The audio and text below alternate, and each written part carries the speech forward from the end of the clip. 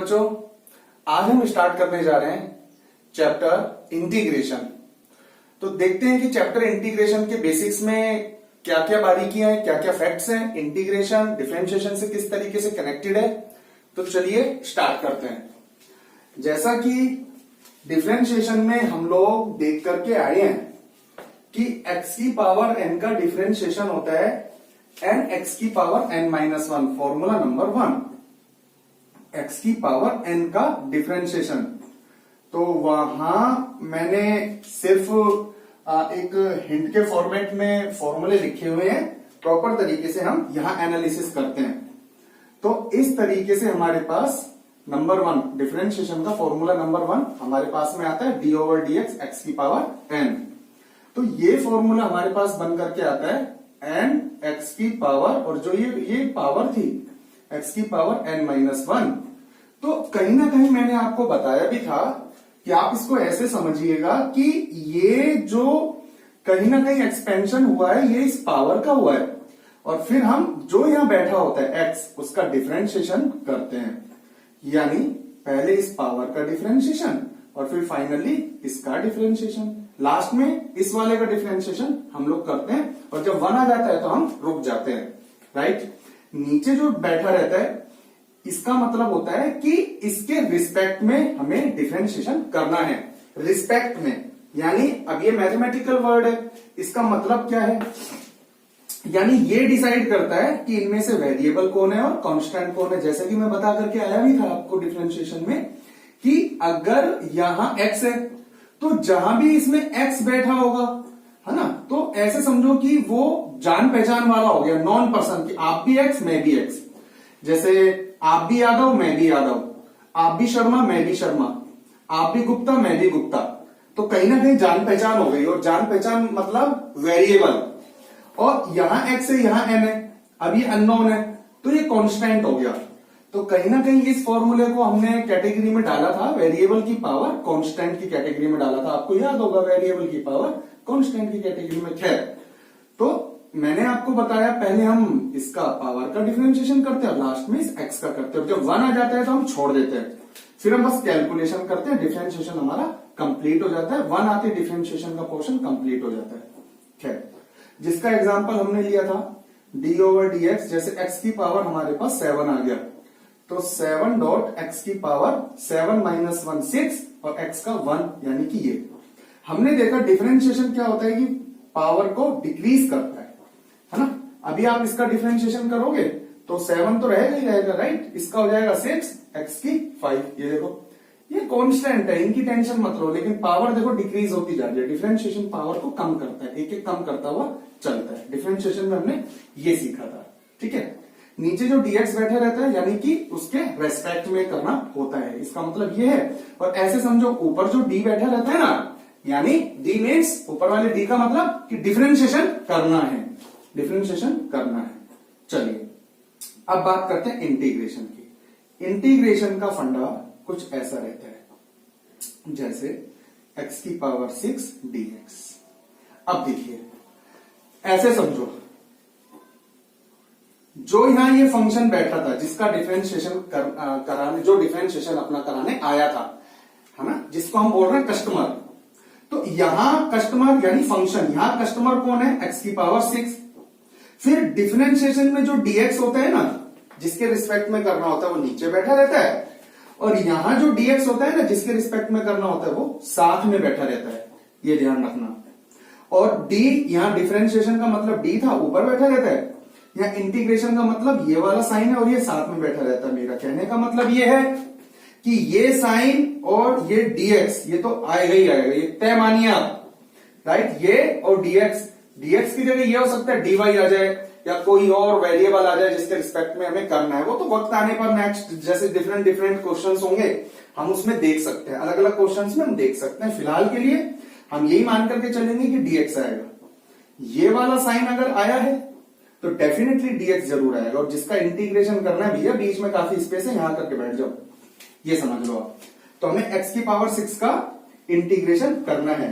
और जैसा कि मैंने आपको बताया था कि आपको ये इंटीग्रेशन से पहले ये सारे फॉर्मूले याद करने, लर्न करने अच्छे से, ठीक है। तो अब हम बात करते हैं कि x⁶ का इंटीग्रेशन क्या होगा। ठीक है, अब हम बात करते हैं इसकी, राइट।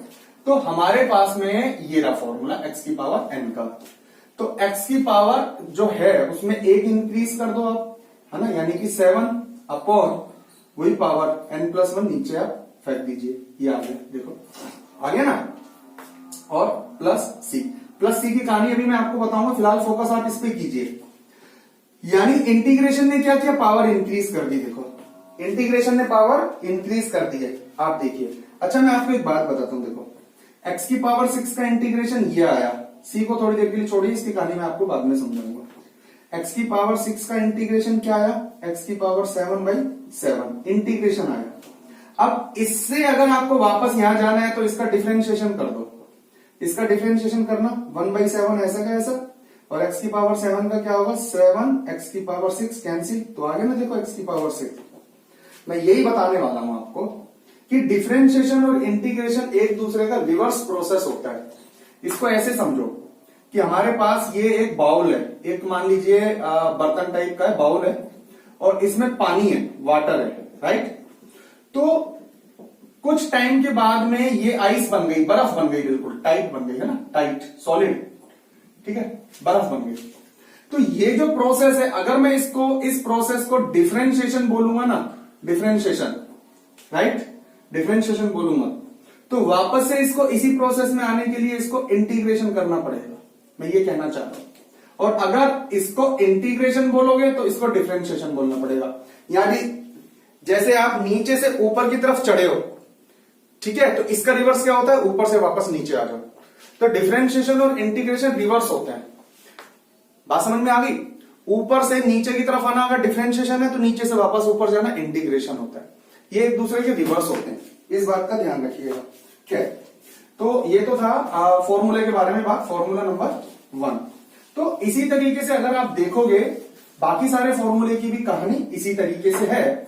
जैसे e⁻x की बात करते हैं, e⁻x का डिफरेंशिएशन जब हम करते हैं d/dx e⁻x, तो हम क्या करते हैं, सबसे पहले एज इट इज, फिर एज इट इज जो लिखा है ना, ऐसे समझो वो e की वजह से डिफरेंशिएशन एज इट इज हुआ है। फिर इसका डिफरेंशिएशन करते हैं, सेकंड बारी में हम x का करते हैं और वो आता है 1। इस बात का ध्यान रखिएगा। यानी फाइनली क्या है हमारे पास, e की x का डिफरेंशिएशन e की x। तो अब रिवर्स करो, e की x का इंटीग्रेशन e की x आएगा, तो e की x का इंटीग्रेशन e की x। अब मैं आपको समझाता हूं कि ये 1 कैसे आएगा। एक फॉर्मूला हम और देखेंगे, नंबर 3, साइन x का डिफरेंशिएशन, साइन x का डिफरेंशिएशन, थोड़ी सी बारीकी को समझना। जैसा कि मैंने बताया था कि साइन का डिफरेंशिएशन होता है, ध्यान रखिएगा, कोस। अब हमने कोस तो लिख दिया, लेकिन मैथमेटिक्स में आप देखोगे कि कोई भी ट्रिग्नोमेट्रिकल फंक्शन ऐसे अकेला नहीं आता। ये बात मैं आपको पहले भी कह चुका हूं। कोई भी फंक्शन साइन कोस टेन ऐसे अकेले नहीं मिलेंगे, इनके साथ में कुछ ना कुछ लिखा जरूर मिलेगा। ठीक है, तो ये जो एंगल है ना, ये एज इट इज यहां चला जाता है। तो यानी कोस के आगे जो यहां बैठा है वो एज इट इज बैठ जाएगा जाकर के। फिर हम क्या करते हैं डिफरेंशिएशन के केस में, यानी अभी तक तो हमने किया है साइन का डिफरेंशिएशन, क्वेश्चन साइन का ही तो है, इसलिए साइन का डिफरेंशिएशन। फिर आखिरी में इसका डिफरेंशिएशन होता था, यानी आखिरी जो चोट मारते थे, आखिरी जो वार करते थे, आखिरी जो हथौड़ा मारते थे, वो x पर मारते थे डिफरेंशिएशन का, और वो आता था 1। अब 1 के बाद हम रुक जाते थे, तभी हमने लास्ट बोला इसको कि आखिरी हथौड़ा। फिर हम रुक जाते थे और ये हमारा फाइनल आंसर हो जाता था। आज इंटीग्रेशन के केस में कैसा हुआ कि अगर हम cos x का करते हैं, यहां पे भी वही सीन है। डिफरेंशिएशन के केस में साइन कॉन्टेक्ट में आया था, तो साइन का डिफरेंशिएशन करना था फॉर्मूले के अकॉर्डिंग, की साइन का कोस होता है। कोस का इंटीग्रेशन करना है फॉर्मूले के अकॉर्डिंग। रिवर्स में सब जानते हैं कि साइन होता है कोस का इंटीग्रेशन। कोस का इंटीग्रेशन हमें सबको पता है साइन आएगा, लेकिन जो एंगल आगे, क्योंकि वही साइन अकेला तो बैठेगा नहीं, जो एंगल है वो बैठेगा। तो हमने कोस का क्या कर दिया, इंटीग्रेशन। यहां साइन का क्या किया था, डिफरेंशिएशन। क्योंकि ये क्वेश्चन डिफरेंशिएशन का था, इसलिए सबसे पहले तो डिफरेंशिएशन होगा। क्योंकि ये क्वेश्चन इंटीग्रेशन का था, इसलिए सबसे पहले तो इंटीग्रेशन होगा। किसके अकॉर्डिंग होगा, फॉर्मूले के अकॉर्डिंग होगा, इंटीग्रेशन के फॉर्मूले के अकॉर्डिंग होगा। फिर आगे जो बैठा है वो एज इट इज आएगा आगे। फिर यहाँ पे जो आगे बैठा है वो एज इट इज आगे, उसमें भी कोई प्रॉब्लम नहीं है। आखिरी हथौड़ा हम एक्स पर मारते हैं और वो डिफरेंशिएशन का मारते हैं, ठीक है। और यहां भी आखिरी हथौड़ा एक्स पर मारेंगे और वो भी डिफरेंशिएशन का मारेंगे। बस ये पॉइंट ध्यान रखना कि एक्स पर जो आखिरी चोट लगेगी वो हम डिफरेंशिएशन की मारते हैं, डिफरेंशिएशन की चोट मारते हैं। और इस तरीके से कि चाहे इस बात को ध्यान रखना है कि चाहे क्वेश्चन हमारा इंटीग्रेशन का हो, चाहे क्वेश्चन हमारा डिफरेंशिएशन का हो, चाहे क्वेश्चन इंटीग्रेशन का हो, चाहे क्वेश्चन हमारा डिफरेंशिएशन का हो, आखिरी चोट डिफरेंशिएशन की लगेगी और वो भी एक्स पर लगेगी। ये ध्यान रखना, राइट। दोनों में देखो, यहां पे भी डिफरेंशिएशन और यहां पे भी डिफरेंशिएशन, इस बात को पकड़ना। और फिर अगर वो कांस्टेंट आता है, अगर वो कांस्टेंट आता है, कांस्टेंट समझते हो ना, 2 4 3, राइट, आप सब जानते हैं। अगर वो कांस्टेंट आता है तो ये फॉर्मूला वैलिड है। और अगर वेरिएबल आता है तो फिर वो इंटीग्रेशन नहीं होगा। जैसे इसका डिफरेंशिएशन 1 आएगा और कांस्टेंट आया। अब पहले थोड़ी देर बात करते हैं, चलो वेरिएबल भी लिख देता हूं, लेकिन पहले बात करते हैं कांस्टेंट की, है ना। अगर कांस्टेंट आया तो उस कांस्टेंट को लिखेंगे अपॉन में। सी की कहानी मैं आपको बताऊंगा, लिखेंगे अपॉन में। देखो, डिफरेंशिएशन के केस में dx नीचे लिखते हैं, इंटीग्रेशन के केस में dx सामने लिखते हैं, बिल्कुल उल्टा करता है। डिफरेंशिएशन के केस में जो लास्ट में हथौड़ा मारते हैं डिफरेंशिएशन का, उसका कांस्टेंट साथ में लिखते हैं, यानी यहां dx नीचे तो यहां साथ में, और यहां कांस्टेंट साथ में, यहां कांस्टेंट नीचे। ये ध्यान रखना, इस टोटल के नीचे जो इंटीग्रेशन करके आया उसके नीचे आएगा, अपॉन में आएगा, राइट। सी की कहानी मैं आपको समझाऊंगा। तो जो कांस्टेंट आया वो नीचे आएगा, लेकिन क्वेश्चन ये बनता है कि सर अगर वेरिएबल आया तो फिर हम उसका इंटीग्रेशन नहीं कर सकते। यस, डिफरेंशिएशन के केस में कोई सा भी क्वेश्चन आप दे दीजिए, हम हर किसी क्वेश्चन का डिफरेंशिएशन कर सकते हैं। इनफैक्ट आप खुद भी फ्रेम कर सकते हो, क्वेश्चन को बना सकते हो, उसका हम डिफरेंशिएशन कर देते हैं। इंटीग्रेशन के केस में ऐसा पॉसिबल नहीं है, हम हर किसी क्वेश्चन का इंटीग्रेशन नहीं कर सकते हैं। तो करना क्या है अब आपको, इसको इंटीग्रेट कैसे करेंगे, या फिर वेरिएबल आ गया तो क्या सीन होगा। जैसे मैं आपको कुछ एग्जांपल से समझाता हूं। मान लीजिए साइन ऑफ एक्स स्क्वायर, ठीक है, किसी का भी आप डिफरेंशिएशन कर सकते हो, कोस एक्स स्क्वायर और इसका 2x, इसका 2x, फिर x का फाइनली 1, राइट। लेकिन ऐसे केस में अगर मैंने ऐसे दे दिया आपको, ठीक है, तो रूल के अकॉर्डिंग सबसे पहले cos कांटेक्ट में आया, इंटीग्रेशन cos का हो जाएगा, फॉर्मूले के साथ में हो जाएगा, फॉर्मूला नंबर 4 भी अप्लाई कर देंगे और साथ में देखेंगे कि हम माइनस साइन भी आ जाएगा, हम देखेंगे, समझ गए। तो कहीं ना अगर अपन बात करें तो ये हमने यहां गलत लिखा है, cos का माइनस साइन नहीं होगा, ठीक है। इसको आप ना ऐसे पकड़ सकते हो, मैं आपको बताता हूं। साइन का डिफरेंशिएशन cos, तो cos का इंटीग्रेशन साइन, राइट। cos का डिफरेंशिएशन माइनस साइन, तो साइन का इंटीग्रेशन माइनस cos। ये हमने डिफरेंशिएशन वाला फॉर्मूला लिख दिया यहाँ पे, तो ये माइनस आएगा, ठीक है। तो हमने यहाँ कहीं गड़बड़ तो नहीं कर दी थी ना, देख लेना पीछे वाले में, यहाँ कोई गड़बड़ तो नहीं थी ना, मैंने मिटा दिया, वैसे तो नहीं होगी, खैर माइनस माइनस का इश्यू देख लेना। तो cos of x square dx मैंने लिखा, ठीक है। अब cos का इंटीग्रेशन हम लोग करेंगे, cos का इंटीग्रेशन हम जब करते हैं तो ये आया साइन, cos का इंटीग्रेशन आ गया साइन, ठीक।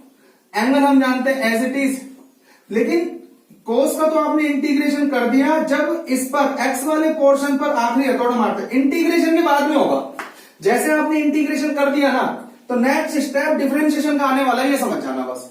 और डिफरेंशिएशन किसका होना है, जाहिर सी बात है, अगर ये डिफरेंशिएशन का क्वेश्चन होता तो किसका होता डिफरेंशिएशन, इसी का ही तो होता।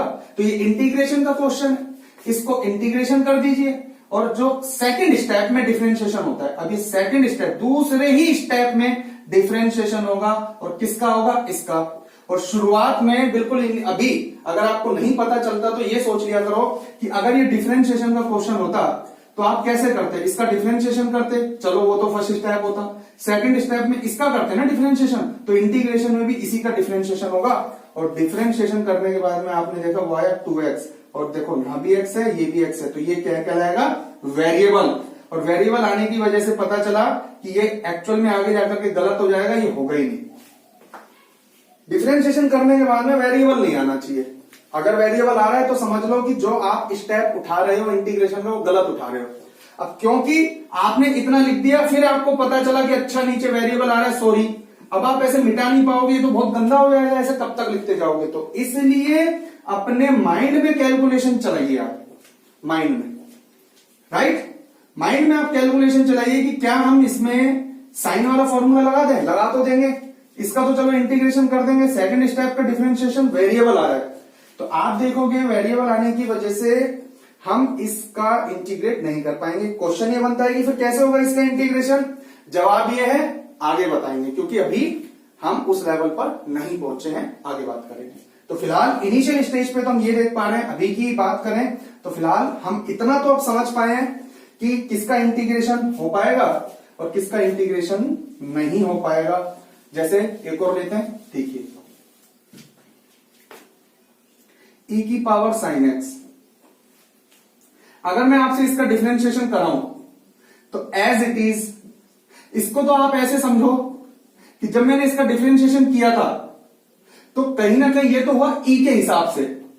अब जो सेकंड चोट है, सेकंड चोट तो मैं इस पर मारूंगा ना डिफरेंशिएशन की केस में, और वो आया cos x, सेकंड चोट वो आया cos x, और ये आ गया, फिर वापस cos x आने के बाद में साइन का आ गया 1, साइन का आ गया 1, यानी e की पावर साइन x, e की पावर साइन x, e की पावर साइन x, e की पावर साइन x, ये तो e का, ये तो e का हुआ, ठीक है। e का होने के बाद में साइन x का क्या हुआ? डिफरेंशिएशन cos x, और फिर x का 1। लेकिन अगर मैं आपसे e की पावर साइन x का इंटीग्रेशन पूछूं तो डिफरेंशिएशन तो कर देते हैं, और मैं आपको बता देता हूं सेकंड स्टेप में डिफरेंशिएशन में वेरिएबल आ रहा है, सेकंड स्टेप के अंदर इसमें भी डिफरेंशिएशन ही होगा, क्योंकि फर्स्ट स्टेप तो ये ला देगा e का इंटीग्रेशन। जब सेकंड स्टेप करोगे भाई, इसका तो आपने इंटीग्रेशन कर दिया, इसका तो सेकंड स्टेप डिफरेंशिएशन ही होगा ना, चाहे क्वेश्चन कोई सा भी हो, डिफरेंशिएशन का हो चाहे इंटीग्रेशन का क्वेश्चन हो, सेकंड स्टेप तो डिफरेंशिएशन होगा।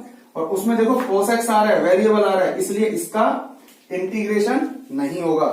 हाँ, अगर क्वेश्चन ये होता 3x, अब बताओ, ये तो एज इट इज, अब देखो इसका डिफरेंशिएशन करो, 3 ये हो जाएगा अपॉन 3 प्लस 3, अब हो जाएगा। आई बात समझ में? ये ऐसा कुछ होने वाला है, ठीक। अब जैसे एक और देखिए, हम जानते हैं कि साइन का डिफरेंशिएशन कोस होता है, राइट, और फिर इसका डिफरेंशिएशन 1 होता है, कांस्टेंट आ गया ना। तो कुछ ऐसा ले लो, जैसे मान लो cos x, अब इसका डिफरेंशिएशन तो आप कर दोगे, साइन का cos, cos of cos x, cos का माइनस साइन, और x का 1।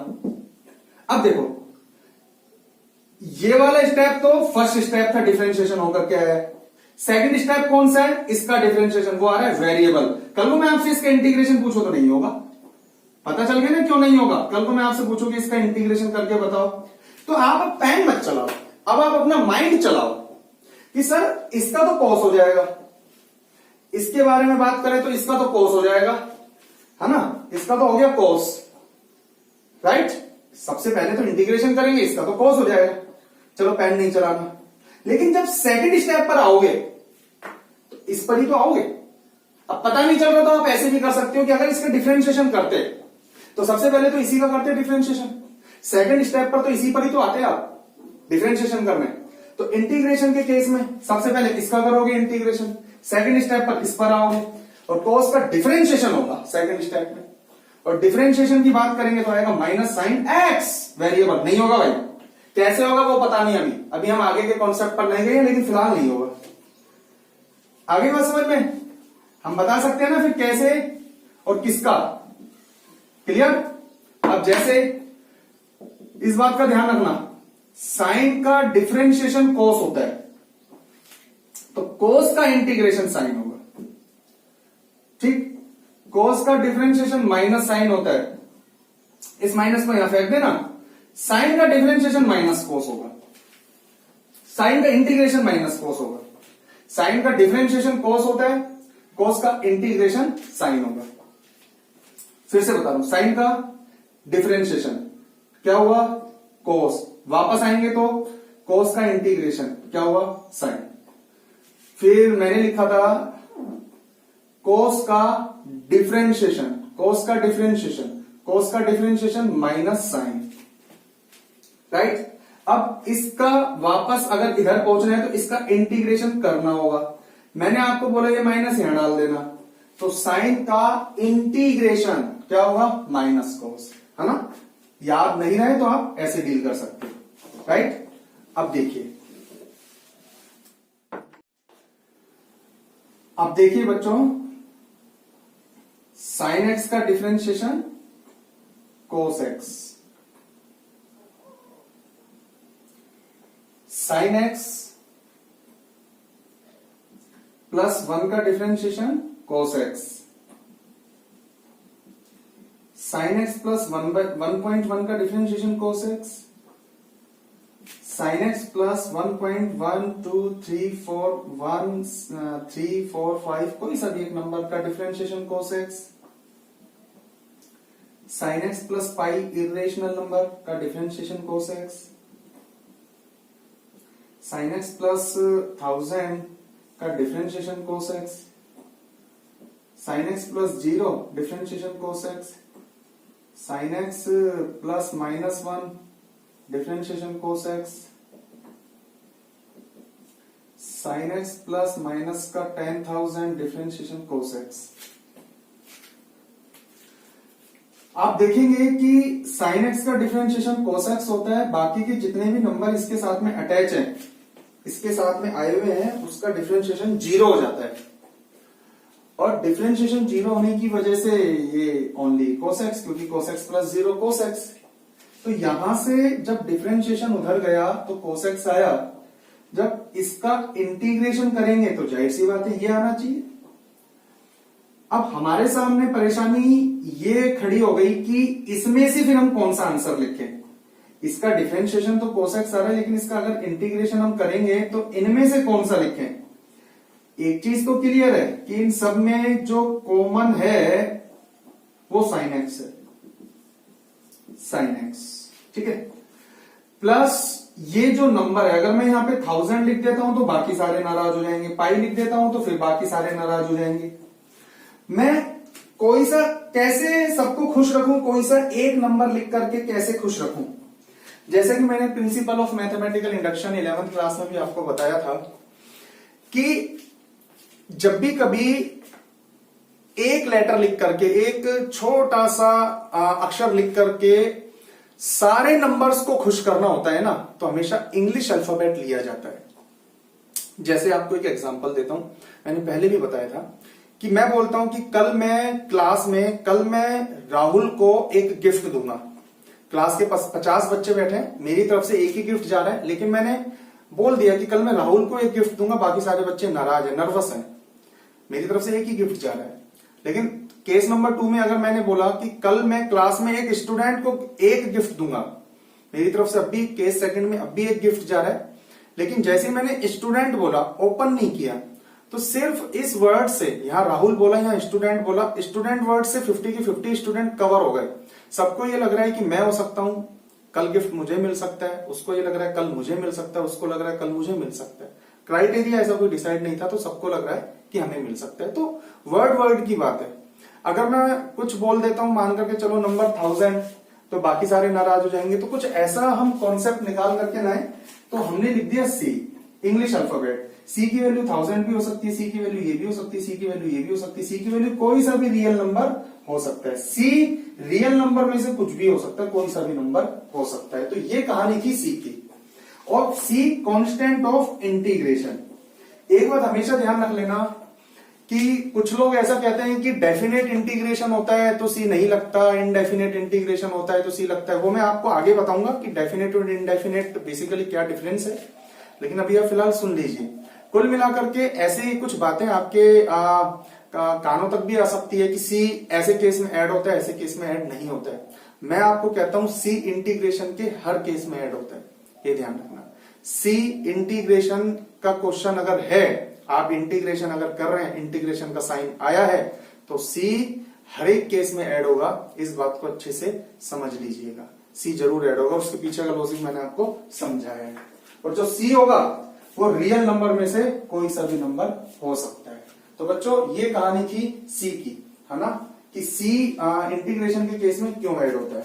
खैर, तो आज के टॉपिक में, आज के लेक्चर में हमने, आज के इंटीग्रेशन के टॉपिक में हमने देखा सबसे पहले कि रिलेशन क्या रहता है डिफरेंशिएशन का इंटीग्रेशन के फॉर्मूले के साथ में, और फिर हमने देखा सी के बारे में। तो इंटीग्रेशन के टॉपिक का जो ये पार्ट फर्स्ट था, तो इसमें हमने सीखा, जैसे एक दो एग्जांपल और ले लेते हैं। इसमें हमने सीखा कि अगर डिफरेंशिएशन के केस में जो फॉर्मूले यहां से यहां पहुंचे हो, इंटीग्रेशन के केस में वो आपको वापस रिवर्स लाता है। डिफरेंशिएशन में यहां से यहां पहुंचे हो, इंटीग्रेशन के केस में वो आपको वापस रिवर्स ला करके फटक देते हैं। जैसे लॉग की बात करते हैं, लॉग एक्स। अब log x का डिफरेंशिएशन होता है 1/x, अपन ऐसे बोलते हैं ना। बल्कि मैंने तो ये भी आप लोगों को बोला है कि आप इसको ऐसे समझो कि log का डिफरेंशिएशन होता है, और वो क्या होता है 1/। ये मैंने 11th में भी आपको बताया था, और ये मैंने डिफरेंशिएशन के केस में भी आपको बताया है कि log का डिफरेंशिएशन होता है 1/, और 1/ व्हाट, जो आगे बैठा है वो, और फिर इसका डिफरेंशिएशन 1। फिर से देखो, log का क्या किया आपने, डिफरेंशिएशन, और सेकंड डिफरेंशिएशन किसका हुआ, इसका। ये है इंटीग्रेशन के केस में मेन चीज, जो डिफरेंशिएशन के केस में आप हल्के से ले रहे हो। ठीक है, तो log का डिफरेंशिएशन 1/1/1 व्हाट, जो आगे बैठा है वो, फिर इसका डिफरेंशिएशन 1। तो अब इसका इंटीग्रेशन log x आएगा, यानी इंटीग्रेशन ऑफ 1/x dx का log और x प्लस सी। अब देखो 1/, का इंटीग्रेशन, ये ध्यान रखना बस, अब 1/, का इंटीग्रेशन log, जो यहां बैठा है वो, और प्लस सी। मोड की कहानी log के साथ में, वो मैं आपके साथ में शेयर करूंगा अभी। तो 1/, का इंटीग्रेशन log, 1/, का इंटीग्रेशन log, क्योंकि log का डिफरेंशिएशन 1/, आप इसको ऐसे याद रखोगे, इंटीग्रेशन के केस में ऐसे याद रखोगे। इसलिए फिर से मैं आपको बता रहा हूं, log का डिफरेंशिएशन 1/, बताया था मैंने। तो 1/, का इंटीग्रेशन log, और जो नीचे बैठा है वो, और फिर प्लस सी। ठीक है, log के आगे मोड क्यों आता है, एक बार मैं फिर से हल्का सा आपको हिंट दे देता हूं। जैसा कि हमने 11th में भी डिस्कस किया था कि जो log का ग्राफ होता है ना, 11th क्लास में ये सारा हम डिस्कस कर चुके हैं कि log का ग्राफ जो होता है वो बेसिकली ऐसे जाता है। वैसे तो एक ग्राफ ऐसे ऊपर से नीचे की तरफ भी आता है, लेकिन जनरली हम इस वाले ग्राफ को डील करते हैं। तो आप देखेंगे y = log x का ग्राफ है ये। ठीक है, आप देखेंगे x की किसी भी वैल्यू पर कोई ग्राफ नहीं है, यानी x की वैल्यू -0 और पॉजिटिव में से नेगेटिव हम नहीं डालते। नेगेटिव के ऊपर ये समझ लो कि ये इमेजिनरी वैल्यू देता है, आयोटा दे देता है, राइट। अब बात करते हैं, जैसे x की वैल्यू 0 होती है तो ये चला जाता है सीधे इन्फिनिटी, -इन्फिनिटी पे। हम x की वो वैल्यू भी नहीं रखते जिस पर इन्फिनिटी आ जाता है, तो 0 भी कैंसिल हो गया। केवल कौन सी वैल्यू बची, पॉजिटिव। कि x की जैसे जैसे आप आगे चलोगे, पॉजिटिव वैल्यू की तरफ चलोगे, वैसे वैसे इसके ग्राफ की कुछ वैल्यू पनपनी शुरू हो जाती है, कुछ वैल्यू मिलनी शुरू हो जाती है। तो log के आगे हमेशा पॉजिटिव वैल्यू ही आनी चाहिए, log ये बोलता है। इसलिए log अपने आगे अब सिक्योरिटी ले लेता है मोड की। log ये कहता है कि देखो भैया, मैंने डिफरेंशिएशन तक पूरी 11th में और 12th में भी डिफरेंशिएशन तक आपको कभी मैंने परेशान नहीं किया, और मैं आप लोगों के ऊपर, मैथमेटिक्स के ऊपर भरोसा करता था, सिंपल x लगवाता था, जबकि मेरे आगे हमेशा पॉजिटिव वैल्यू होनी चाहिए, जैसा कि आपने देखा भी। लेकिन फिर भी मेरे साथ चीटिंग हो गई। अब मैं बिल्कुल भी ये चीज सहन नहीं करूंगा। मैं जब भी आगे मेरे आगे वैल्यू आएगी, मैं हमेशा मोड लगाऊंगा ताकि पॉजिटिव बन करके मेरे पास आए। log को मोड नहीं चाहिए, log को पॉजिटिव चाहिए, पॉजिटिव वैल्यू चाहिए, और वो पॉजिटिव चाहे कैसे बनाओ। अब इंटीग्रेशन के केस में log का जब भी केस आएगा, अब जैसे मैं ये लिखता हूं x², और मान लो ये इंटीग्रेशन का क्वेश्चन हो।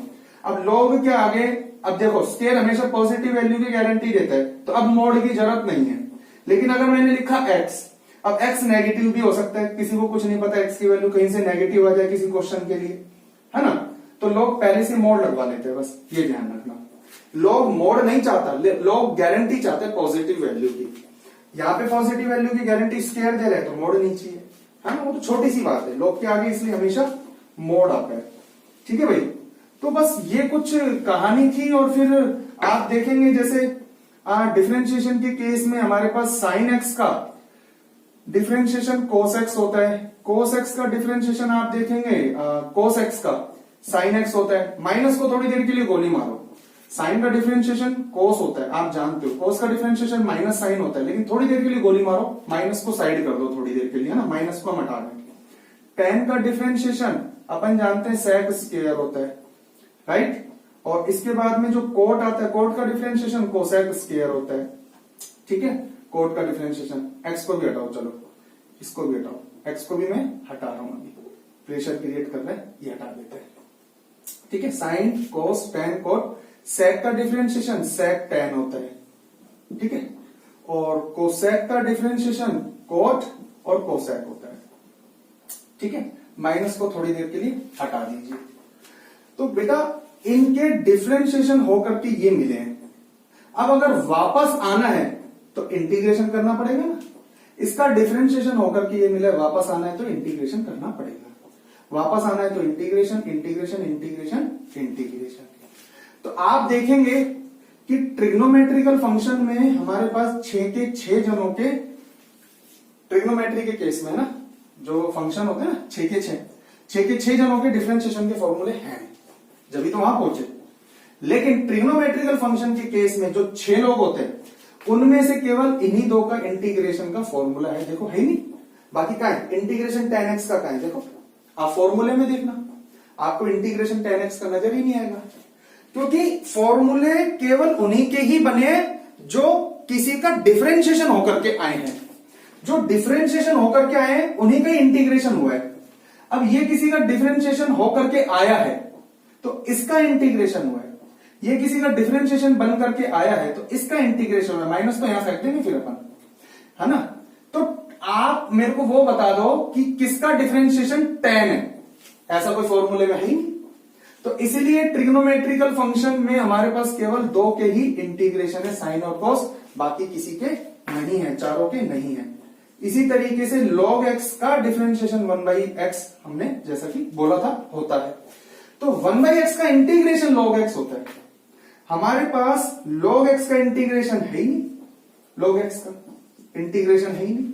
आप बता दो ना कि किसका डिफरेंशिएशन करूं कि log x आ जाए, तभी तो मैं इंटीग्रेशन करके वापस भेजता, है ही नहीं। log x का डिफरेंशिएशन 1/x है, log x किसी का डिफरेंशिएशन होता ही नहीं है। तो आप फॉर्मूले में देखेंगे, फॉर्मूले पे अच्छे से पकड़ बनाइएगा। नेक्स्ट लेक्चर के अंदर हम पॉइंट 1 एक्सरसाइज के क्वेश्चंस को डील करेंगे, कुछ क्वेश्चंस को देखेंगे, उसके पैटर्न को समझेंगे, तो आप समझिएगा। अब जैसे यहां देखिए साइन इनवर्स का डिफरेंशिएशन ये होता है, राइट, तो इसका इंटीग्रेशन है अपने पास ये रहा। ठीक है, आप मेरे को बता दो साइन इनवर्स का तो डिफरेंशिएशन होता है, ठीक है, आप मेरे को ये बता दो किसका डिफरेंशिएशन साइन इनवर्स होता है, मतलब यहां आंसर में साइन इनवर्स कहीं आ रहा है क्या, नहीं आ रहा, तो इसीलिए साइन इनवर्स का इंटीग्रेशन भी नहीं है। देखो जो यहां आंसर में आ रहे हैं ना सिर्फ उन्हीं के इंटीग्रेशन मौजूद है, इसका इंटीग्रेशन है, इसका है, इसका है, इसका है, इसका है, इसका है, इसका है, इसका इंटीग्रेशन है, इसका इंटीग्रेशन, इसका है, इसका इंटीग्रेशन है, इसका है, इसका इंटीग्रेशन है, इसका इंटीग्रेशन है। ये बात है हमारे पास में। यहां पे sine inverse, cos inverse, tan inverse अगर होते, राइट, तो उनके इंटीग्रेशन जरूर होते, लेकिन है ही। तो बच्चों इंटीग्रेशन की ये कहानी थी। नेक्स्ट लेक्चर में हम लोग मिलते हैं, नेक्स्ट लेक्चर में हम डिस्कस करेंगे। इस लेक्चर को बहुत अच्छे से देखिएगा। नेक्स्ट लेक्चर में हम डिस्कस करने वाले हैं इंटीग्रेशन पार्ट 2 में इंटीग्रेशन के कुछ क्वेश्चंस को, पॉइंट 1 एक्सरसाइज के क्वेश्चंस के कुछ कॉन्सेप्ट को। तो इस लेक्चर को देखने के बाद में जितने भी आप लोगों के अगर कोई डाउट्स आते हैं तो मुझे व्हाट्सएप कीजिएगा। नेक्स्ट लेक्चर में हम मिलते हैं, तब तक के लिए ऑल द बेस्ट।